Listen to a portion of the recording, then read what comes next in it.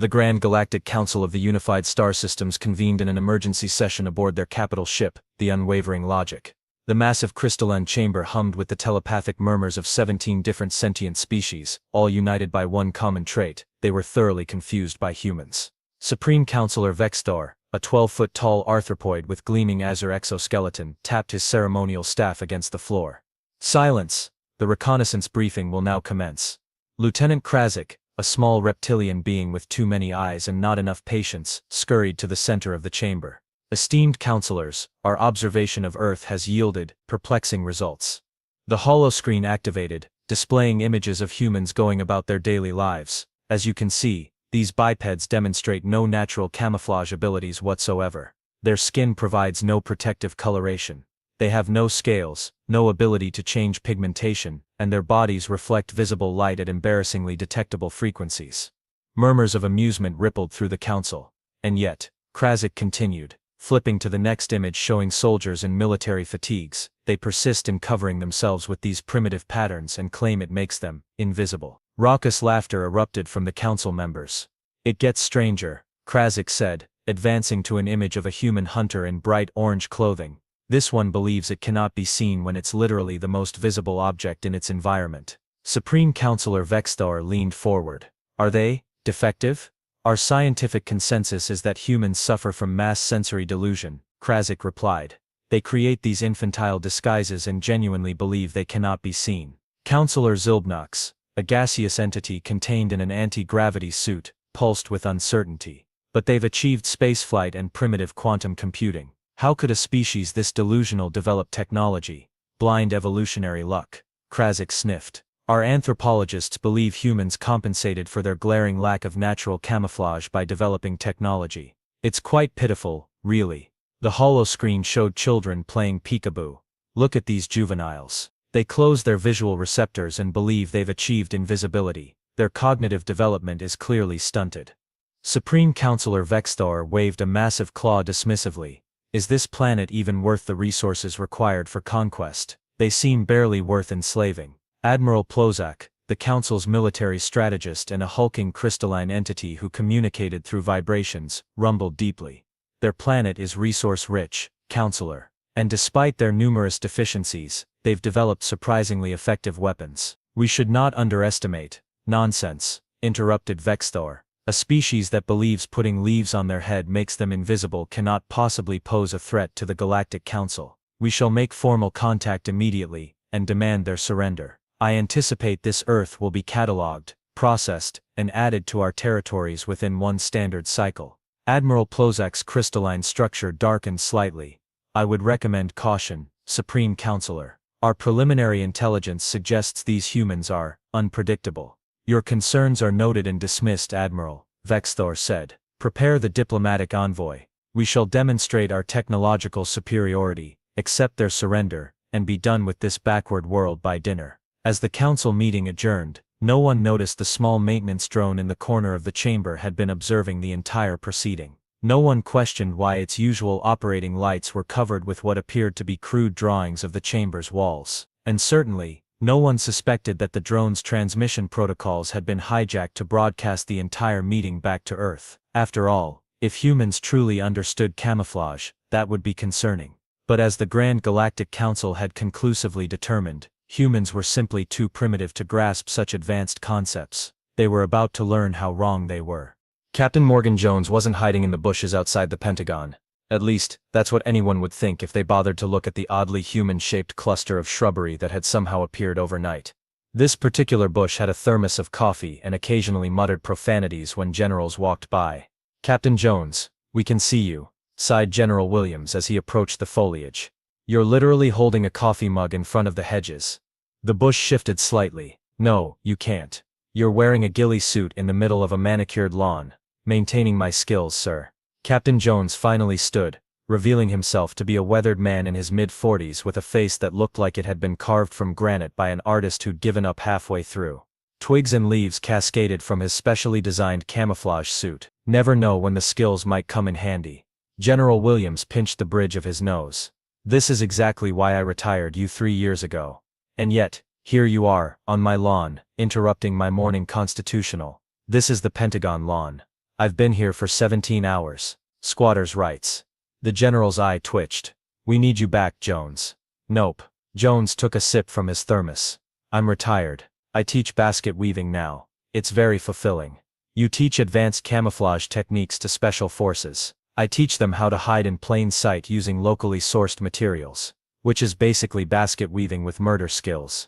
General Williams produced a tablet and handed it to Jones. We've got visitors, Captain.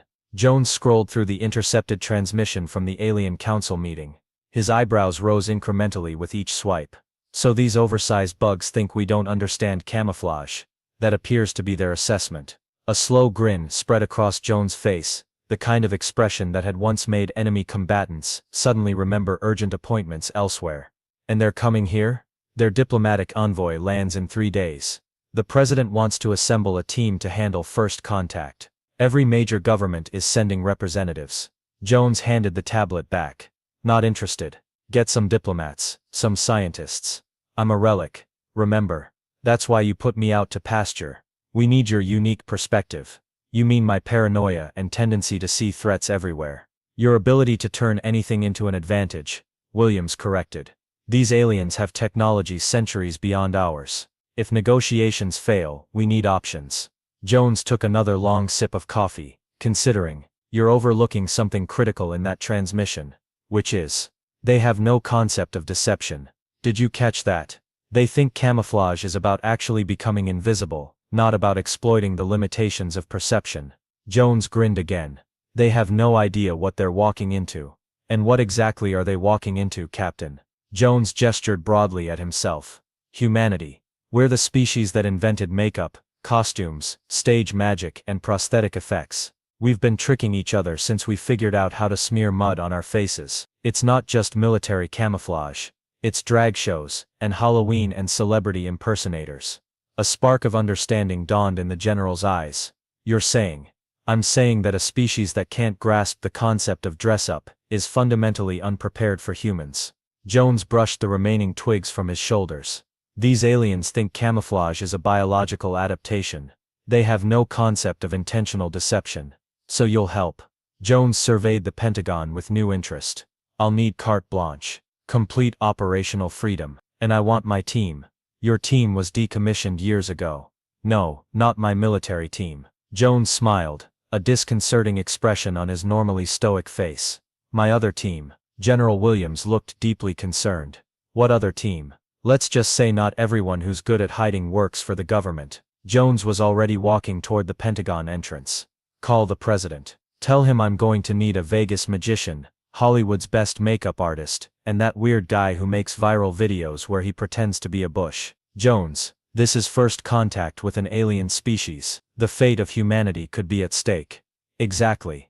Jones didn't break stride. So let's give these aliens the most human welcome possible. They won't see us coming, even when they're looking right at us. As the captain disappeared into the building, General Williams had the distinct feeling he'd just made either the best or worst decision of his career. Possibly both. The United Nations Extraordinary Session for Extraterrestrial Relations was a spectacle of human pomp and circumstance. Flags of every nation lined the massive hall, world leaders fidgeted in uncomfortable formal wear, and a small army of translators prepared for what would surely be the most important diplomatic exchange in human history. In the back of the room, dressed in the bland blue uniform of the janitorial staff, Captain Morgan Jones leaned on his mop and observed it all with professional detachment. "Stop smirking," came a voice through his earpiece. "You look suspicious." "I'm not smirking, Deza," Jones muttered, as he half-heartedly pushed his mop across the already clean floor. "This is my neutral face." Deza Rodriguez, former CIA psychological operations specialist and the newest member of Jones' hastily assembled team, was monitoring from a security booth. "Your neutral face looks like you're plotting a war crime." "Only small ones," Jones replied, moving closer to the central platform where Earth's official delegation waited. The Secretary-General was dabbing sweat from his brow while various heads of state practiced their dignified expressions. "The magician is in position," Deza reported. "Montoya says the makeup is ready." Jones grunted acknowledgement as the room's lights suddenly dimmed. A collective gasp rose from the assembly as a perfect circle 20 feet in diameter materialized in the ceiling, glowing with an otherworldly blue light. "Subtle," Jones muttered. From the circle descended a crystalline platform bearing 3 alien figures. In the center stood the unmistakable form of Supreme Counselor Vexthor, flanked by Admiral Plazak and Lieutenant Krasik. They surveyed the human assembly with what Jones recognized as poorly concealed disdain. "Greetings, primitives," Vexthor's voice boomed without apparent amplification. "We are the Unified Star Systems, and we have deemed your world worthy of our attention." The Secretary General stepped forward. "On behalf of all humanity, we welcome you to Earth, and hope this meeting marks the beginning of peaceful cooperation between our peoples." Vexthor's mandibles clicked in what might have been amusement. "How quaint. Your optimism is noted." He gestured to Krasik, who activated a hovering device that projected a holographic document into the air. "We have prepared a standard integration treaty. Your world will be classified as a protectorate, your resources will be harvested at our discretion, and your population will be allowed to continue existing under our benevolent guidance." A murmur of alarm spread through the human delegation. The Secretary General cleared his throat. "Perhaps there's been a misunderstanding. We were hoping for an exchange of knowledge and culture, not subjugation. Is that not what we're offering?" Vexthor seemed genuinely confused. "We are superior in every measurable way. Your technology is primitive, your biology is inefficient, and you have no natural defenses. Logic dictates that you would welcome our protection." From his position against the wall, Jones watched the aliens closely. Their exoskeletons might hide facial expressions, but body language was universal. They were completely confident, showing no signs of caution or respect. They truly believed humans were defenseless. The President of the United States stepped forward. "With all due respect, Counselor, Earth is not interested in becoming a protectorate. We are prepared to discuss trade, cultural exchange and mutual defense pacts, but not surrender." Vexthor's head tilted in what appeared to be confusion. "You misunderstand. This is not a negotiation, it is an inevitability presented as courtesy." The President's diplomatic smile didn't waver. "I think we understand each other perfectly. Perhaps we should take some time to consider your generous offer." Jones recognized the diplomatic doublespeak immediately. The President was buying time while appearing conciliatory. A classic human deception. But something unexpected happened. Vexthor turned to his companions, antenna twitching excitedly. "They've accepted our terms," he proclaimed. "They will consider our generous offer, a clear indication of submission in primitive species." Lieutenant Krasik made a sound like stones in a garbage disposal, apparently their version of laughter. "As expected, Supreme Counselor." They recognized their inferiority. The human delegates exchanged baffled glances. The President tried again. "I believe there's been a misunderstanding. The integration process will begin immediately." Vexthor interrupted. "Our harvesting ships will arrive within 1 rotation of your planet. Prepare your populace for processing." The Secretary General stepped forward, hands raised. "Please, we need to clarify." "Clarification is unnecessary," Vexthor stated flatly. "Your submission has been acknowledged and recorded. Resistance at this point would be both futile and illogical." Jones watched as the human diplomats floundered, trying to recover from what had somehow become the shortest and most disastrous first contact in theoretical history. The aliens had completely misinterpreted diplomatic courtesy as surrender, and nothing the delegates said seemed to penetrate their certainty. As the meeting devolved into increasingly frantic attempts at communication, Jones slipped out through a service door, tapping his earpiece. "Did you get all that, Deza?" "Every word. They don't understand subtext, implications or politeness. It's like they're taking everything absolutely literally." Jones nodded to himself. "They have no concept of deception, remember. They don't understand that words can mean something different from their surface meaning." "So what's the plan, Captain?" Jones turned down an empty corridor, already shedding his janitor disguise to reveal tactical gear underneath. "Plan is unchanged. If anything, this makes it easier. They're so convinced of our inferiority that they won't see us coming even if we paint ourselves bright orange and dance the Macarena." "That's oddly specific." "Just get the team ready," Jones said, a predatory grin spreading across his face. "Operation Hidden in Plain Sight begins now. And Deza, tell Montoya to bring extra glitter. Lots of extra glitter." "Glitter? What the hell for?" "Because," Jones replied, "if these aliens think humans can't do camouflage, wait until they see what we can do with disguises." The warehouse that served as Jones' unofficial headquarters looked like the backstage area of a Broadway show had collided with a military surplus store and then exploded inside a craft supply shop. Mannequins wore half-completed alien costumes, tables overflowed with makeup prosthetics, and the air smelled of spirit gum and spray paint. Captain Jones stood before his assembled team, a motley crew that would have given any military commander an aneurysm. Ladies and gentlemen, I present to you the alien's fatal weakness. Jones slapped a photo of Supreme Counselor Vexthar on the whiteboard. They can't grasp the concept of pretending to be something you're not. Marcus the Magnificent Fleming, a Vegas magician whose career had peaked with a residency at the Tropicana before an unfortunate incident involving 3 tigers and the Lithuanian ambassador, raised his hand. So they've never heard of acting? Or Halloween, added Aria Montoya, Hollywood's most sought-after special effects makeup artist until her controversial decision to give a certain franchise's alien characters anatomically plausible reproductive organs. Precisely, Jones nodded. They evolved with biological camouflage as part of their natural defense mechanisms. The idea of artificially changing your appearance is completely foreign to them. Deza Rodriguez, slouched in a corner chair, polished her combat knife. So we're going to what? Play dress-up. We're going to infiltrate their mothership using the most sophisticated technology known to man. Jones paused dramatically. Costumes. A beat of silence followed. That's it? Asked Kevin Park, a digital effects specialist who'd been banned from multiple online games for creating unholy abominations of code that let him appear as terrain features. We're just going to dress up as aliens. Not just dress up, Jones corrected. We're going to exploit their perceptual blindness. They physically cannot comprehend that a human might look like something else because of artificial means. He turned to a covered object in the corner and yanked off the tarp, revealing what appeared to be a realistic model of Lieutenant Krasik. Montoya spent the night creating this based on the UN footage. We know the aliens communicate partially through pheromones, which their translators convert to speech, but they also rely heavily on visual identification. Jones rapped his knuckles on the model's exoskeleton. They never question what they see because in their evolutionary history, visual deception didn't exist. Marcus the Magnificent stroked his goatee thoughtfully. It's like the ultimate misdirection. They won't see the trick because they don't know tricks exist. But won't they notice we're the wrong size? Deza asked. Some of these aliens are 12 feet tall. Jones grinned. That's where Marcus comes in. Show them. The magician stood and proceeded to walk toward a small platform. As he approached, he appeared to grow taller, until he was seemingly 8 feet high. Forced perspective, Marcus explained. Combined with specific movements and carefully constructed proportions, we can create the illusion of size. It's how they made hobbits look small in those movies. And the voices? Kevin asked. Jones pointed to a device on the table.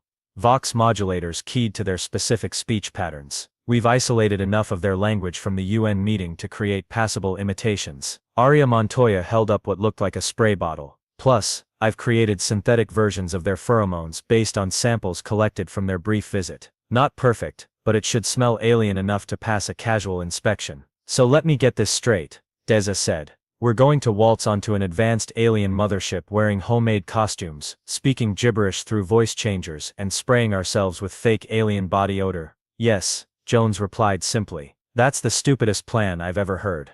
Exactly why it will work, Jones countered. No species that understands deception would ever attempt something this blatantly ridiculous. The aliens won't suspect us because our plan is too stupid to be viable. If you understood the concept of disguises. Kevin frowned. But how do we get aboard their ship in the first place? They've demanded Earth send representatives to formalize the surrender, Jones explained. The UN is sending a delegation tomorrow. We'll be part of the technical support staff. And once we're on board? Asked Marcus. Jones pointed to a complex diagram on the whiteboard. We split up. Deza and I will locate their command center and gather intelligence on their invasion plans. Marcus and Kevin will create distractions as needed. Montoya will remain with the official delegation to maintain our cover and coordinate our movements. And if we're caught? Deza asked. Improvise. Jones shrugged. Remember, they have no concept of humans using disguises. If they catch you somewhere you shouldn't be, just act like you belong there. They literally cannot imagine that you're pretending. That's insane, Deza muttered. That's human. Jones corrected. We've been deceiving each other for our entire evolutionary history. We lie so naturally we've created entire art forms around it. These aliens are about to get a crash course in humanity's ultimate superpower, bullshitting.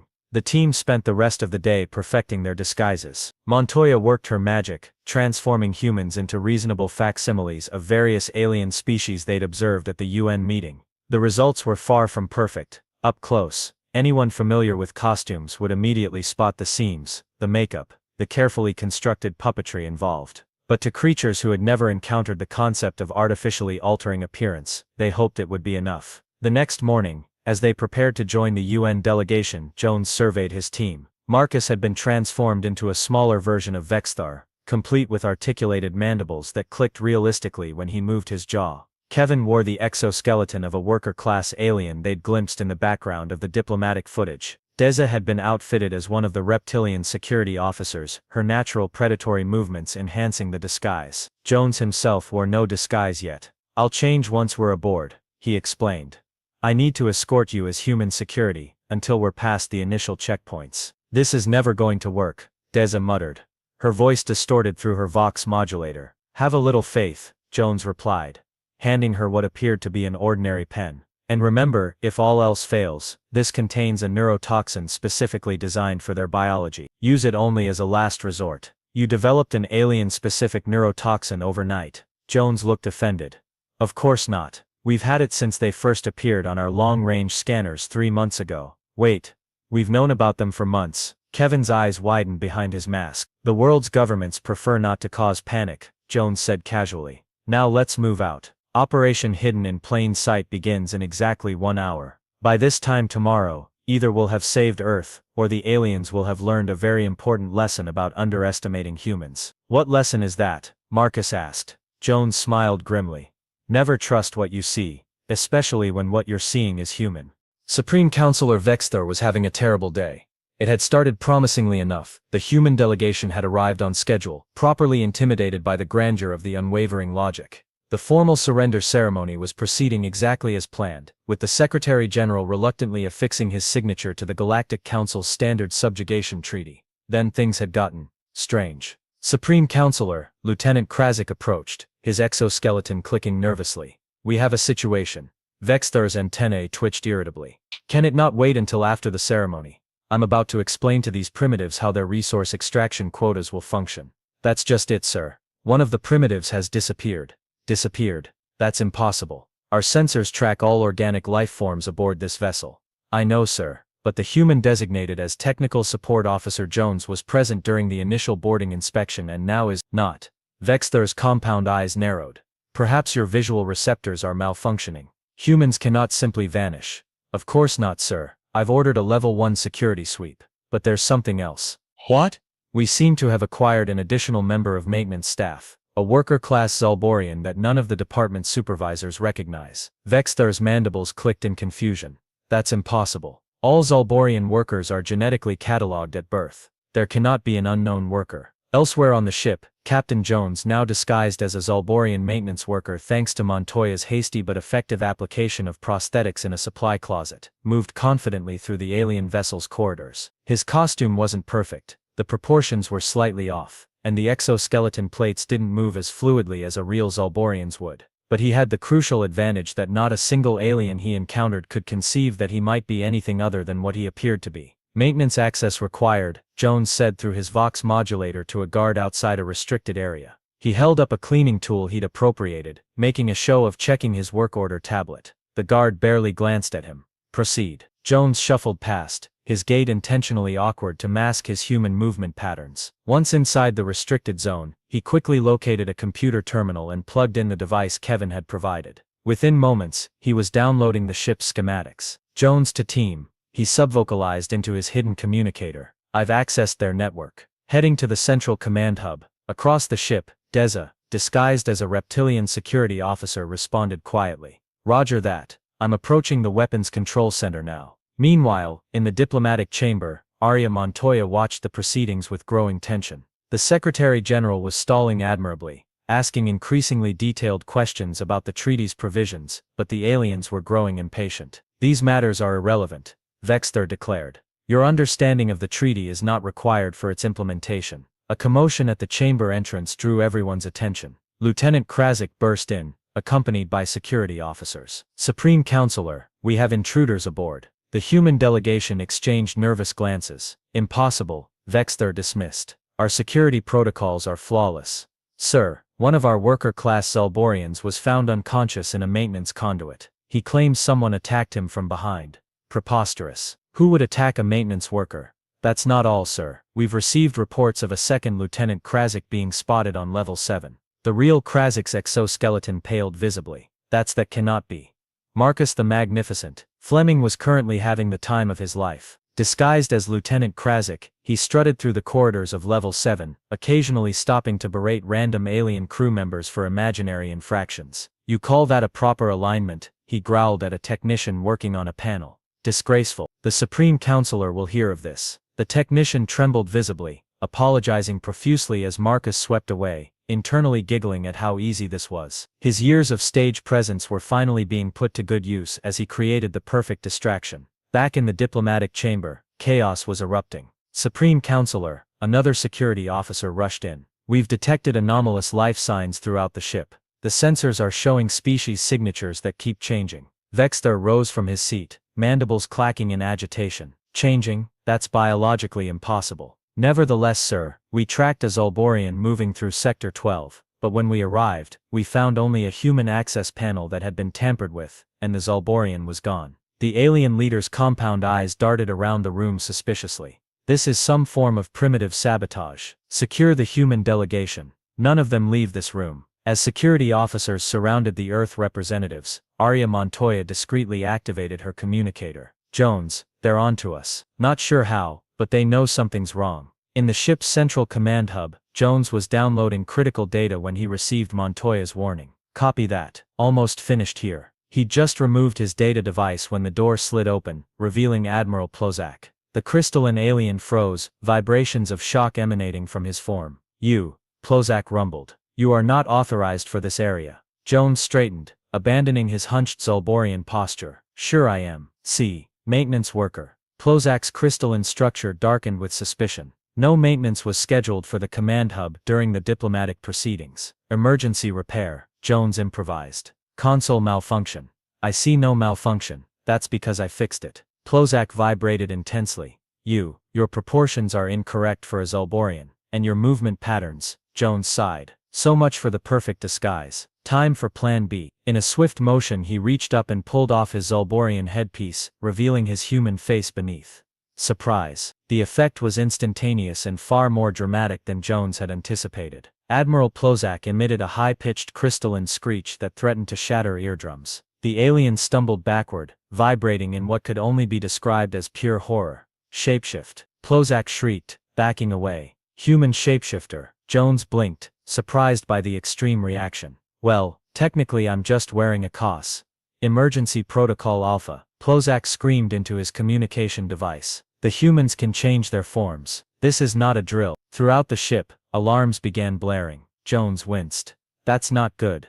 Back in the diplomatic chamber, the alien security forces were suddenly thrown into disarray as emergency signals blared. Vexter's exoskeleton had turned a sickly pale color. "What is happening?" demanded the Secretary General. Lieutenant Krasik was staring at his communication device in horror. It's impossible." "Admiral Plozak reports that humans can change their appearance at will." Gasps echoed through the alien contingent. One security officer dropped his weapon. Another began making a high-pitched keening sound. "That's absurd." Vexter tried to maintain composure. "No species can." He was interrupted as the chamber doors burst open and two identical Lieutenant Krasiks stood facing each other. "Arrest that imposter," shouted the first Krasik. "No, that one is the imposter," shouted the second, actually Marcus, who was thoroughly enjoying the pandemonium. The alien security team froze, utterly unable to process what they were seeing. Their entire understanding of biological reality was crumbling before their eyes. It was at this precise moment that Kevin Park chose to make his grand entrance.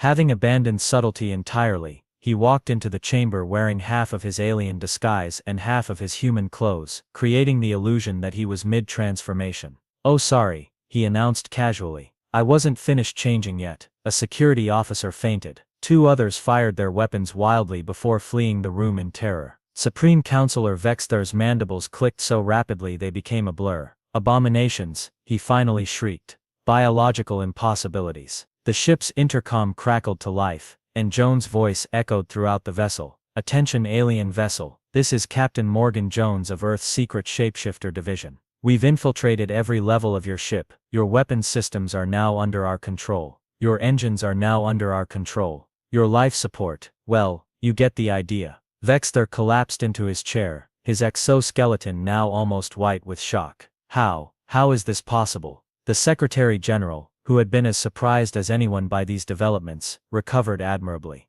He straightened his tie and addressed the alien leader with newfound confidence. "Perhaps, Supreme Counselor, we should renegotiate the terms of our relationship. As equal partners, rather than conqueror and conquered." Vexter could only stare in mute horror as more security alerts flooded in, reporting humans transforming into aliens throughout the ship, aliens transforming into humans, and in one particularly creative case reported by a now hysterical engine room technician, a human who appeared to be turning into a potted plant. 12 hours after what would later be known as the Great Misunderstanding, Captain Morgan Jones stood in the White House Situation Room, delivering his report to a stunned audience of military brass and government officials. "So let me get this straight," the president said, pinching the bridge of his nose.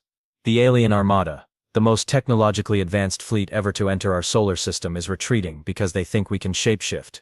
"Not just shapeshift, sir," Jones clarified. "They believe we're biological horrors with no fixed form who can become anything at will." Their final transmission referred to us as the mutable abominations of Earth. General Williams leafed through the hastily compiled after-action report. "And all of this because your team wore costumes, makeup and a healthy dose of theatrical flair," Jones confirmed. "Once Admiral Plozak saw me remove part of my disguise, their entire worldview collapsed. They have no cultural concept of artificial appearance alteration. To them, it looked like I was shedding my actual skin to reveal a different species underneath. Like something from a horror movie," murmured the Secretary of Defense. "Precisely. Marcus's magic background really came in handy. He started doing quick change routines in front of security cameras. By the time Kevin decided to walk around with half his costume off, the aliens were already convinced we were some kind of eldritch terrors." The president leaned back in his chair. "And you're certain they won't return with greater forces?" Jones grinned. "Before they fled, Supreme Counselor Vexter officially designated Earth as a biological hazard zone and recommended a 50-light-year quarantine perimeter. We've intercepted their transmissions to the Galactic Council. They're describing humans as unstable genetic experiments gone wrong." Deza Rodriguez, seated next to Jones, added, "We recovered their xenobiological assessment. They've classified humans as a species of predatory mimics with no true form. Their scientists are baffled about how our shape-shifting abilities evolved. But we can't actually shape-shift," the president pointed out unnecessarily. "They don't know that," Jones shrugged. "Their evolutionary history never produced a species that practiced deception. The concept of pretending is literally foreign to them. Even their language has no words for acting or disguise." The chief of staff, who had remained silent until now, spoke up. "What if they figure it out? What if they realize it was all just costumes?" "That's the beauty of it, ma'am," Jones replied. "Even if some rogue xenobiologist proposed such a theory, it would be dismissed as absurd. Their minds cannot grasp the concept of intentionally appearing as something you're not. It makes as much sense to them as us believing in invisible unicorns. So Earth is safe because aliens think we're monsters from a B-movie," General Williams summarized. "Better than that," Jones corrected. "They think we're unpredictable monsters who infiltrated their most secure vessel without triggering a single alarm. The final transmissions include warnings about humans potentially hiding among their own populations. They're terrified we might have replaced their leaders already."